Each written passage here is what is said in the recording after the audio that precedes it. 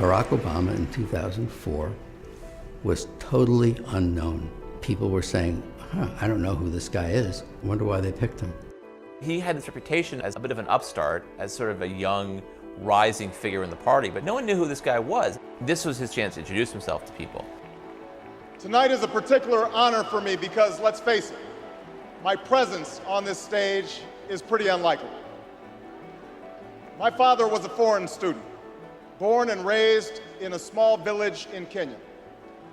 What makes a great political speech is if you can somehow fold your story into this larger American story. The next thing he says is about his mother's family. His grandfather fought in World War II. He used the GI Bill. They settled in Kansas, so white people could say, he's just like us. My parents shared not only an improbable love, they shared an abiding faith in the possibilities of this nation. I stand here knowing that my story is part of the larger American story, that I owe a debt to all of those who came before me, and that in no other country on earth is my story even possible. Going into this speech, we've had 4 years of George Bush, and we felt as a country like we've grown further apart. 2004 was very much a divisive partisan race. Obama's speech is in some ways an antidote to that. Alongside our famous individualism, there's another ingredient in the American saga, a belief that we're all connected as one people. If there's a child on the south side of Chicago who can't read, that matters to me even if it's not my child. If there's a senior citizen somewhere who can't pay for their prescription drugs and having to choose between medicine and the rent, that makes my life poor even if it's not my grandparent. It is that fundamental belief, I am my brother's keeper, I am my sister's keeper, that makes this country work. E pluribus unum, out of many, one. He gives a speech that presages his entire political message of 2008, which is this sort of post-partisan argument. Now, even as we speak, there are those who are preparing to divide us. The spin masters, the negative ad peddlers, who embrace the politics of anything goes. Well, I say to them tonight, there is not a liberal America and a conservative America. There is the United States of America.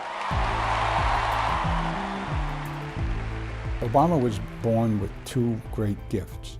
One is his mind, and the other is his ability to speak to large groups of people. There are three things that Obama does that really makes that speech effective. He wants concrete detail. He likes story, and he loves antithesis, the use of repetition and structure to show contrast. There is not a liberal America or a conservative America. There is one America. There is not a black America and a white America and Latino America and Asian America. There's the United States of America. The pundits like to slice and dice our country into red states and blue states, but I've got news for them too. We worship an awesome God in the blue states, and we don't like federal agents poking around in our libraries in the red states. We coach Little League in the blue states, and yes, we've got some gay friends in the red states. We are one people, all of us pledging allegiance to the Stars and Stripes, all of us defending the United States of America. The way he uses his hands, he actually points a lot and does a lot of this and a lot of this and a lot of that. In doing so, he gives off this sense of energy. I am new, I'm someone who is dynamic. And he doesn't do that so much anymore. He's a little more solemn and reserved when he gives speeches today, but I think it's more reflective of his office.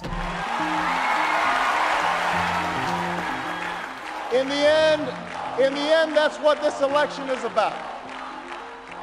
Do we participate in a politics of cynicism, or do we participate in a politics of hope? It's the hope of slaves sitting around a fire singing freedom songs. The hope of immigrants setting out for distant shores. The hope of a young naval lieutenant bravely patrolling the Mekong Delta. The hope of a mill worker's son who dares to defy the odds. The hope of a skinny kid with a funny name who believes that America has a place for him too. Hope in the face of difficulty. Hope in the face of uncertainty. the audacity of hope. His appearance at that convention, which was the best speech of the convention, better than John Kerry's, was electrifying, and without it, he wouldn't be president. I think sincerity means a lot. There are people who, when they speak the truth as they see it, and they're very effective doing that. I believe this country will reclaim its promise, and out of this long political darkness, a brighter day will come. Thank you very much, everybody. God bless you.